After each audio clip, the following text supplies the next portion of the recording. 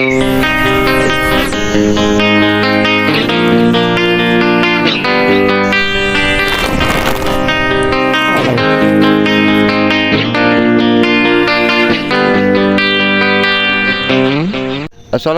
warahmatullahi wabarakatuh. Sahabat tani, dapat lagi pertanyaan ya kepada kita sahabat tani. Pak, apa jadinya Pak?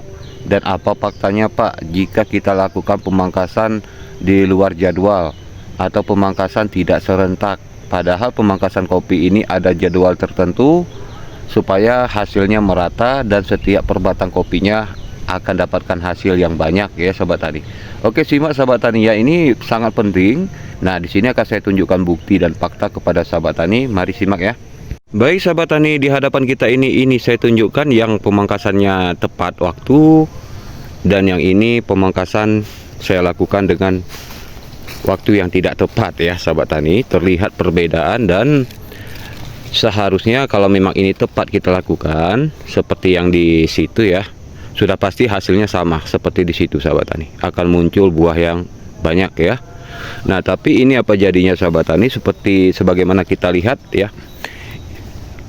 Musim pembungaan kopi, pembungaan pertama jadi buah, hingga pembungaan kedua sudah jadi buah, dan ini belum ada muncul tanda-tanda pembungaan sahabat tani. Nah, terlihat jelas ya.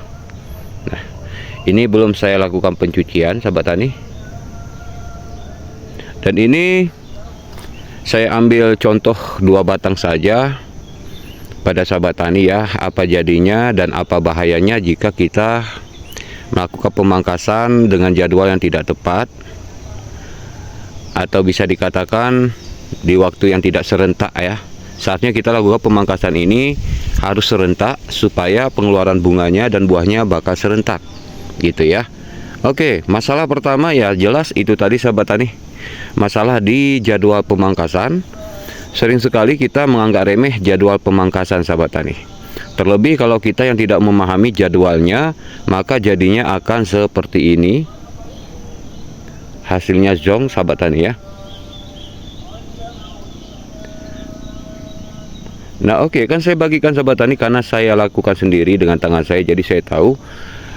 Itu saya lakukan di sekitar bulan 4 yang lalu sahabat tani.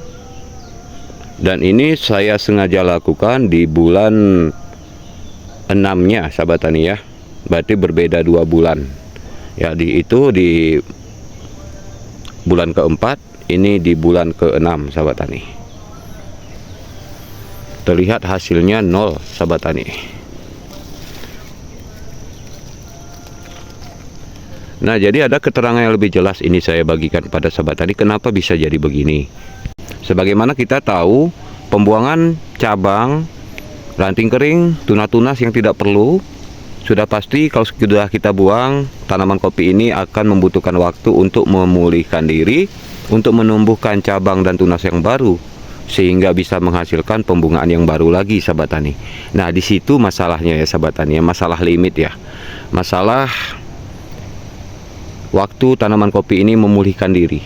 Jadi kalau saya lihat sahabat tani, misalnya kenapa saya lakukan ini di bulan 4, karena saya sudah taksir berarti di sekitar bulan 8 akan muncul pembungaan dan pembuahan.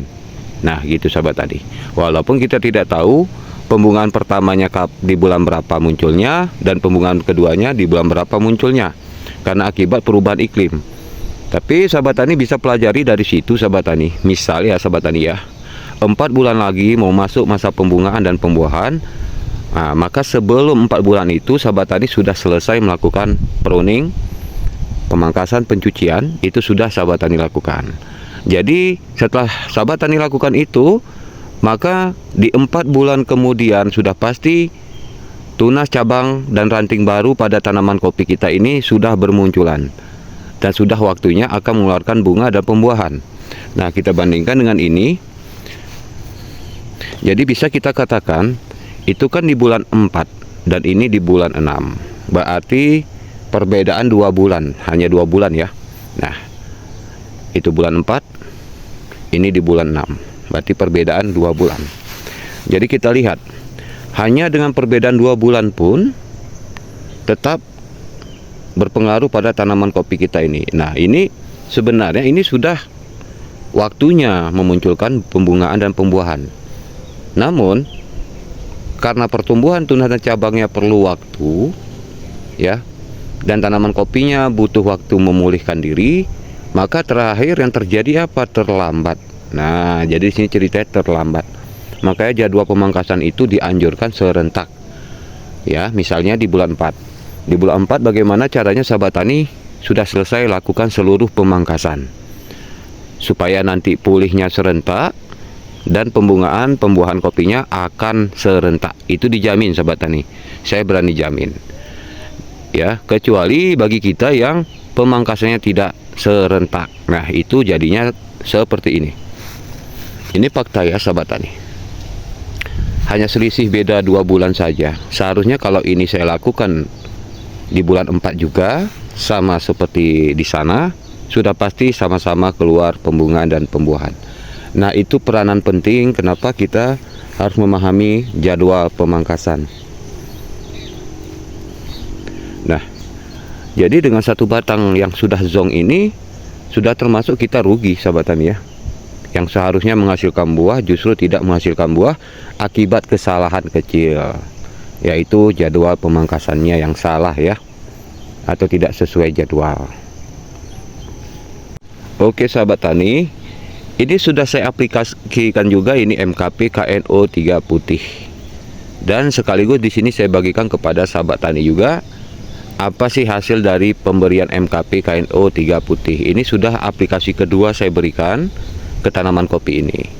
Namun secara fakta dan membuktikan bahwa tidak berpengaruh apa-apa dengan tanaman kopi kita yang di hadapan ini sahabat tani.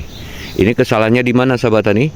Ini kesalahannya bukan masalah salah di pupuknya ya. Bukan salah MKP atau KNO 3 putihnya, tetapi kesalahan tetap kembali kepada jadwal yang salah. Nah, jadi ini termasuk eksperimen karena saya belum pernah mengaplikasikan MKP KNO 3 putih ini saya lakukan di jadwal pemangkasannya tidak tepat. Nah, jadi ini saya katakan ini eksperimen juga dan ini ilmu pengetahuan juga untuk sahabat tani, dimana nanti kalau sahabat tani di lain waktu sahabat tani melakukan pemangkasan di jadwal yang salah, sahabat tani tidak perlu memberikan MKP KNO 3 putih karena tidak berpengaruh apa-apa ya, seperti yang terlihat ini sahabat tani, tidak berpengaruh apa-apa. Tapi bagaimana dengan MKP KNO 3 putih yang kita berikan pada tanaman kopi kita di jadwal pemangkasan yang tepat ya? Mari kita lihat ya. Nah, hasilnya banyak, melimpah ya. Sampai di bawah buahnya sahabat. Tuh, buahnya besar-besar. Nah, ternyata usut diusut rupanya kalau jadwal pemangkasannya tidak tepat, MKP KNO 3 putih pun tidak mampu berbuat apa-apa ya sahabat tadi ya. Nah, ini satu pelajaran juga untuk kita semua sahabat tani, bahwa jadwal pemangkasan itu sangat berpengaruh dengan hasilnya. Kalau jadwalnya salah, hasilnya nggak bakal keluar. Walaupun kita berikan pupuk super sekalipun, walau kita berikan pupuk viral, pupuk ternama, atau pupuk profesional pun tak akan dapat merubah apapun ya. Jadi kenapa demikian sahabat tani, kenapa saya tidak menyalahkan pupuk, tapi saya menyalahkan masalah di jadwal. Karena begini sahabat tani, setelah kita lakukan pemangkasan, baik pemangkasan berat, pemangkasan standar, pencucian dan hal-hal sebagainya ya, sudah pasti kita akan membuang tunas-tunas ya. Kita buang semua tunas-tunas supaya dapat tunas baru, berarti dapat tergantikan oleh tunas yang baru, kan begitu ya sahabat tani ya. Jadi setelah tergantikan pada tunas yang baru, maka tanaman kopi tunas-tunas ini membutuhkan waktu lagi untuk menghasilkan produksi. Nah ya, pembungaan. Namun karena seperti di hadapan kita ini belum waktunya tunas ini menghasilkan pembungaan, maka jadinya apa? MKP KNO 3 putih yang kita berikan tadi tidak akan memberi fungsi apa-apa ke setiap tunas atau cabang calon pembungaan dan pembuahan sahabat tani, seperti itu. Jadi tunas-tunas ini Ada namanya tunas masih muda, ada namanya tunas sudah matang atau sudah layak mengeluarkan pembungaan. Namun di hadapan kita ini sahabat tani, ini belum layak mengeluarkan pembungaan. Ya, jadi wajar saja kita beri KMKP KNU 3 putih tadi justru tidak memberi fungsi apa-apa dengan tanaman kopi kita ini sahabat tani. Ya, jadi bisa dikategorikan tunasnya terlambat untuk matang, makanya tunasnya belum mampu mengeluarkan bunga dan pembuahan. Itu kesalahannya di mana ya Pak? Itu ya kesalahan kembali kepada jadwalnya yang tidak tepat ya. Jadi karena itu sahabat tani ya, perlu dan pentingnya ini kita renovasi ke depan sahabat tani. Bagaimana caranya di lahan kebun kopi kita harus bisa kita lakukan pemangkasan serentak ya, pruning serentak ya, atau misalnya sahabat tani mau melakukan pencuciannya serentak sahabat tani ya, misal di bulan 4 yang lalu, dari tanggal 1 bulan 4 sebelum menjumpai tanggal 30 di bulan 4 usahakan sudah selesai. Nah makanya itu sahabat tani, kalau lagi musim pruning ya lebih baik kita fokuskan pruning, jangan kita fokuskan ke hal lain dulu. Tujuannya apa? Supaya cepat selesai. Tapi kalau sahabat tani punya anggaran, mampu mengongkosi orang ya, memberi belanja pada orang yang melakukan pruning ya, lebih bagus sahabat tani ya. Nah lebih kurang setidaknya taruhlah 5 orang untuk lahan 1 hektar, itu biasanya sebelum 4 minggu sudah selesai kok sahabat tani ya. Tapi hati-hati ya, tergantung tangannya lagi. Ada juga nih di tempat sahabat kita ya kejadian ya, 5 orang mereka pakai melakukan pemangkasan, ternyata tidak 5 orang itu bisa tahu cara-cara pemangkasan. Yang mereka tahu hanyalah membuang cabang, ranting, tunas air ya, nah, gitu. Tapi mereka tidak tahu mana cabang yang mestinya harus dipelihara atau cabang produktifnya itu harus dipelihara. Itu banyak yang nggak tahu sahabat tani, sehingga itu bisa menentukan juga hasil ke depannya sahabat tani ya. Oke Pak, bagaimana dengan kopi tua Pak? Kalau kita lakukan di jadwal pemangkasan yang tepat, apa jadinya Pak? Ya jadinya akan seperti ini, tetap berbuah maksimal, tetap banyak buahnya ya. Berarti itulah istimewanya, itulah perlunya, itulah pentingnya kita tahu jadwal pemangkasan ya. Kalau kita tahu jadwal pemangkasannya, tepat sasarannya, mau kopi yang masih muda, mau kopi yang sudah tua sekalipun, puluhan tahun pun, tetap akan mau mengeluarkan pembungaan dan pembuahan.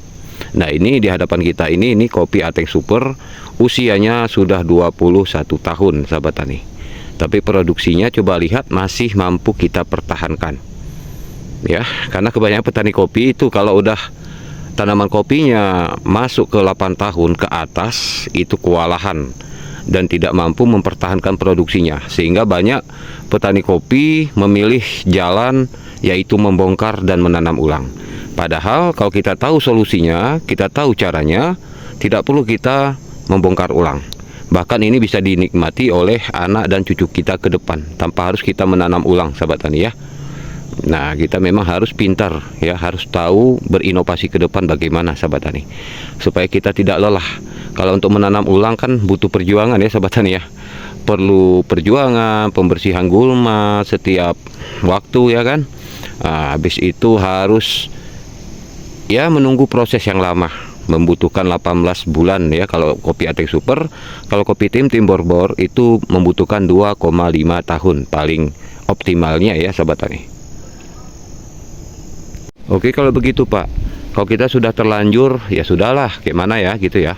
Dan sekarang Pak sudah bulan 9. Oke Pak, kapan kita bisa mulai lagi Pak melakukan pruning dan pemangkasan atau pencucian? Itu nanti sahabat tani di sekitar bulan 1 atau 2 ini ya, bulan 1 atau 2 2026 sahabat tani ya. Jadi kalau di saat seperti ini, kalau tempat sahabat tani sudah terlanjur salah pruning, udah biarkan aja dulu sahabat tani ya. Karena kalaupun nanti salah pruning pun sekalipun tetap ada buahnya kok sahabat tani. Enggak banyak, ada sedikit ya. Enggak terlalu kosong lah ya begitu ya. Nah jadi untuk tahap selanjutnya nanti lakukan di bulan 2 ya sahabat tani ya. Bulan 2, 3 dan 4. Nah seperti itu. Jadi untuk sahabat tani yang lahannya luas sampai berhektar-hektar ya harus pandai-pandai lagi lah ya, kalau bisa ya ongkosi orang atau gajikan orang lah seperti itu ya, orang yang sudah ahli, yang sudah mahir melakukan pruning atau pemangkasan kopinya ya. Ya, kemarin tuh alhamdulillah subscriber kita ada beberapa puluh orang sudah berhasil dan sudah membuktikan dan sering mengikuti channel saya. Alhamdulillah berhasil sahabat tani ya. Banyak produksi meningkat.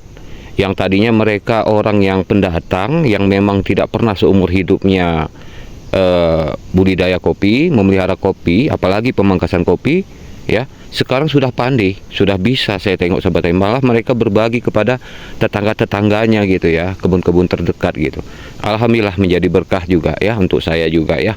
Dan saya pun berharap kepada semua sahabat tani juga di sana, dimanapun Anda berada, mau di Indonesia, mau di mancanegara, mau dimanapun lah, yang penting yang hidupnya berpijak ke bumi ya, seperti itu. Semoga menyusul juga, semoga bisa juga sahabat tani ya. Pasti bisa, nggak ada yang nggak bisa. Segalanya kan akan kita katakan sulit kalau kita nggak tahu ilmunya. Ya, nggak mesti sahabat tani memprotes tentang sulitnya belajar ilmu kopi Arabica. Ya, kalau sahabat tani pun budidaya tanaman sawit, kalau sahabat tani tidak tahu tata caranya, ya, pruning sawitnya, pembuangan pelepah-pelepah sawitnya, tekniknya pun tidak tahu, juga bisa membahayakan tanaman sawit sahabat tani. Kenapa seperti itu? Kenapa saya tahu? Karena saya juga ada ya, ada juga saya budidaya tanaman sawit. Nah gitu sahabat tani. Jadi semuanya ada ilmunya sahabat tani, nggak ada yang rumit kalau kita tahu caranya. Tapi kalau kita nggak tahu caranya, terlebih kita bosan dan suka malas belajar, ya sudah pasti nggak akan bakal bisa. Sudah pasti segalanya akan terasa sulit. Padahal segalanya itu mudah, hanya kepada kita sekarang mau tidak kita mendalami. Karena ilmu pertanian itu luas sahabat tani, apalagi ilmu tentang kopi ya sahabat tani ya. Oke, kalau begitu untuk sahabat tani ya, semangat terus ya sahabat tani. Harga kopi Arabica di sini masih normal, masih bertahan antara 21.000 dan 23.000, tergantung lokasi masing-masing sahabat tani ya. Oke, kalau begitu sahabat tani, assalamualaikum warahmatullahi wabarakatuh.